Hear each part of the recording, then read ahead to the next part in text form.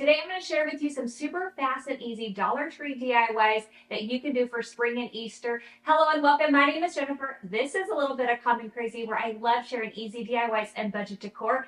If you're new here, I hope that you will hit the subscribe button, stick around, and become one of the crazy crafters. Now let's get right on into these projects. For this first project, you want to grab a couple of these wooden bunnies. Now I decided I wanted to go ahead and take off the ears and the tail, and the easiest way to do that is to heat it up with a heat gun and then take a scraper and just gently go underneath it. You don't want to rush this process or you will break something. Just heat up a little bit, push the scraper under, heat up some more until you can coax it off.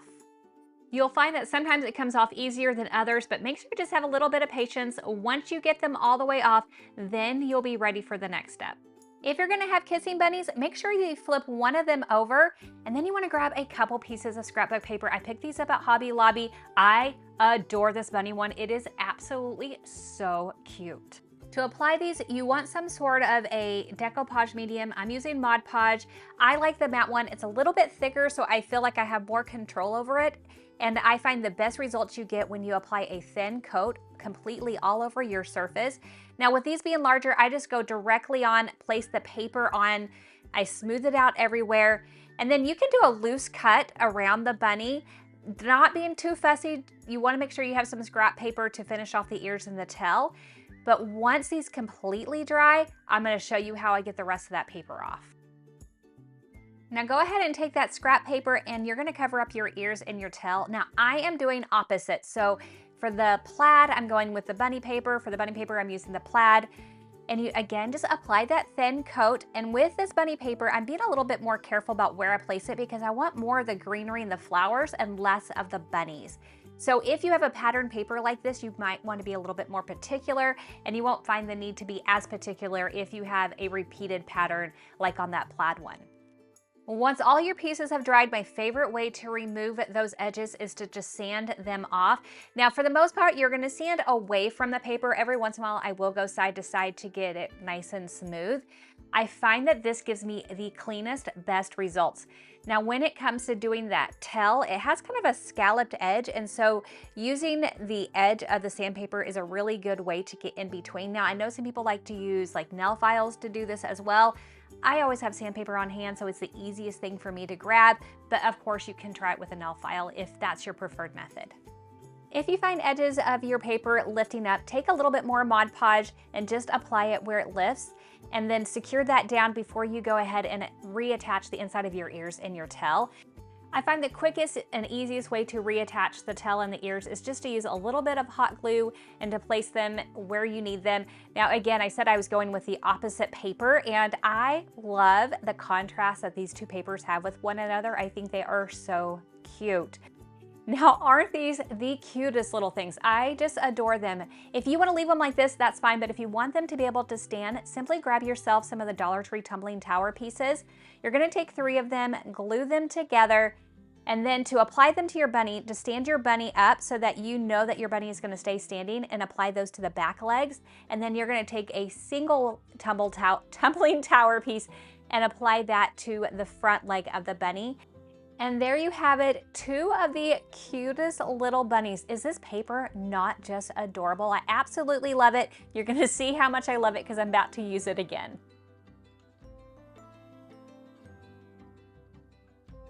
For this next project, you want to grab one of these egg garlands that Dollar Tree is carrying. And now they are adorable the way they are. However, they are so easy to customize. So I'm just clipping them right off of their twine. I'm going to hold on to this and I will use it in just a little bit.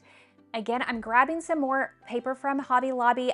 The first 2 sheets you've already seen, but then I tossed it in this floral one that I think perfectly matches the first 2. So that I'm not wasting any paper, I went ahead and trimmed them down to be 6 by 6 squares. And you're gonna find that you only need 1 of those squares for each of these projects. Now for the bunny paper, I do want these eggs to fit right on that bunny, so I did trim these down a little bit more to be more precise.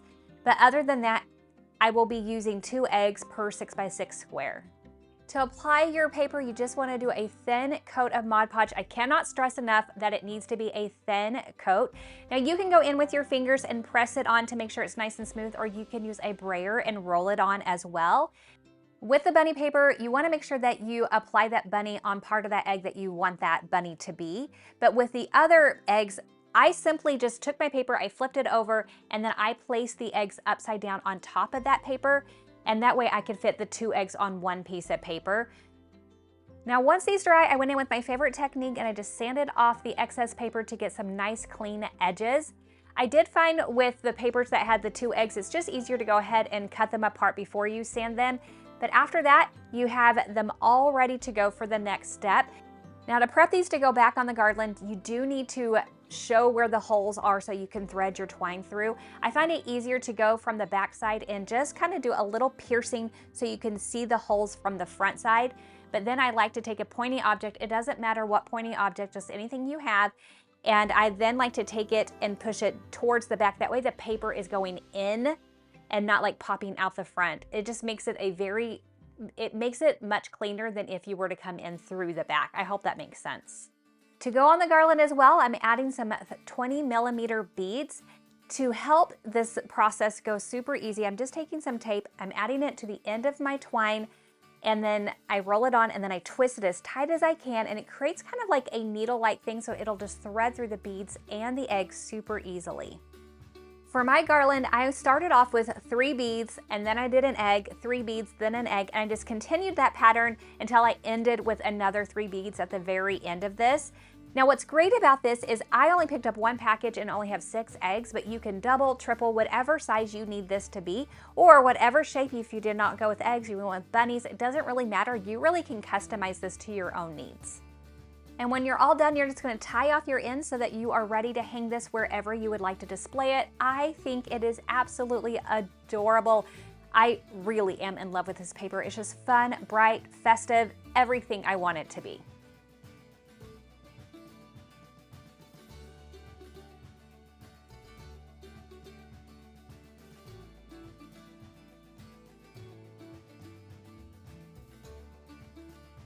For this next project, you're gonna need some beads. I love this package from Dollar Tree, perfect for spring and Easter. And you're going to take, again, some twine, put some tape on the end, and you are gonna string your beads on in whatever pattern or order that you want. I just repeated a pattern. I started with a yellow and I went all the way around until I ended with a yellow, making sure that I set aside 1 of each color for the next part of this.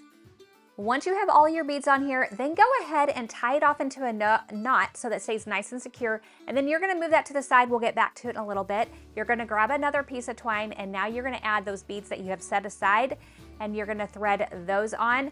Now for this, we're gonna do something a little bit different. Here I have a 5.5-inch square piece of wood. You can also use cardboard, it doesn't matter. And you're gonna wrap some twine around that several times until it's nice and thick. I didn't even count, it's probably 20 to 30 times. And then cut that off. And then you're gonna take the end of where you had those 5 beads or those remaining beads, and you are going to tie all of this twine onto there. And so tie it into a nice tight knot, and then take another piece of twine and wrap it around the, can you see what we're doing? We're creating a tassel here. So lots of twine, lots of knots, lots of twine. Once you have finished with your tassel, the only other thing you want to do is just make sure that your edges are nice and smooth. So trim those up until you're happy with that. And then you're going to, again, set this aside for just a minute, and we're going to move on to the next project. You're going to want to grab one of the wooden pieces from Dollar Tree. Here I have an egg, but they also have, like, you can do an egg, a chick, a bunny. So just grab your favorite Easter spring shape, and then we're gonna paint it however you want it. I like to start with like a base coat. So here I'm using some white. Once it's dried, I'm using the same colors that I had here with the beads, and I'm placing it on my mat. Now I did want to thin it out a little bit because the Waverly paint's kind of thick, so I added some water to that. I didn't have to do that with the acrylic paint. I could leave it alone, it was thin enough. And then taking a paintbrush, 1 for each color, I'm just tapping that paintbrush and creating some splatter. It's random, it's fun. If you want to dry this off in between, just take a heat gun, give it a little dry, or you can just be patient and wait, and then just keep layering the colors until you get the pattern and the amount of color that you want. I just think that this is such a fun way to get all the colors that you want to use without it being too overwhelming. So from here, I have these little hooks that you can pick up on Amazon. They're super teeny tiny, and you're only gonna need a couple of them. So you're going to take one of them. I find it easier to use some pliers, and you are going to press it into the top of the egg and twisting it with those pliers, and it will just screw right on in. And you're going to do the same thing to the bottom of the egg. You're going to add another one of those hooks down there. And now it's time to add all of your beads. So your first set of beads that you did, you're going to put onto the top. So you're just going to take your twine through that little hook and then tie that off into a knot, and making sure that it's nice and secure. And then you're going to take your piece that has the tassel. Again, same thing. You're going to take it through so the beads are towards the egg. Put that twine through, tie that off into a knot so it's nice and secure. And now you have yourself just the cutest little accent for a tray or however you want to use this. I did another one for Valentine's Day that I love just as easily, and I could see me wanting one of these for like every season and holiday. I just think it is adorable. For this next project, you just want to grab some of these larger carrots that you can get from Dollar Tree. See, they're about 2/3 the size of the next size down.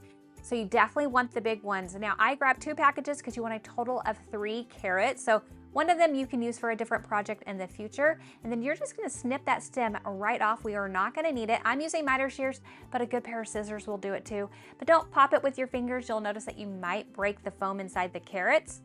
Then take some twine, wrap it around those carrots a good 4 or 5 times, and then tie that off into a knot to secure it.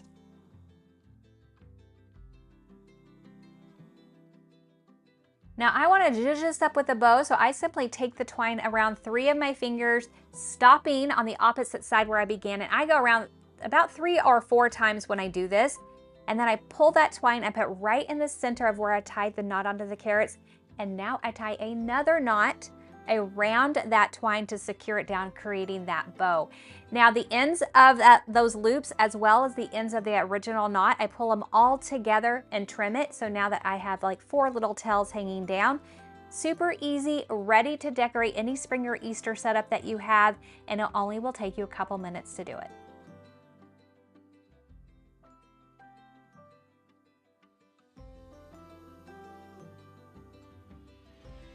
For this cute little project, you want to grab a package of these little bunnies with their little cotton pom-pom tails. Now I'm doing 2 packages. Again, you can make this whatever size you want, so it's customizable to you. You're also going to go ahead and grab some beads. I cut mine off of the string, and I'm simply using some hot glue and adding a bead to the top of each of the bunnies right below their ears on the back side, making sure that the holes are facing out so that in a moment we can thread some twine right through it. Once you have all the beads on your bunnies, go ahead and take some twine, thread it through all of your bunnies.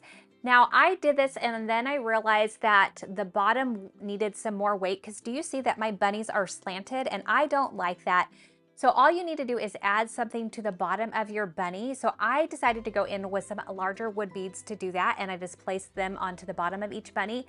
But little rocks, magnets, anything that you have that will add weight will do the job. And then you will have yourself just the cutest little garland. See the difference adding that weight on the bottom did? Now they all line up nice and neat, and they're not flipping upside down.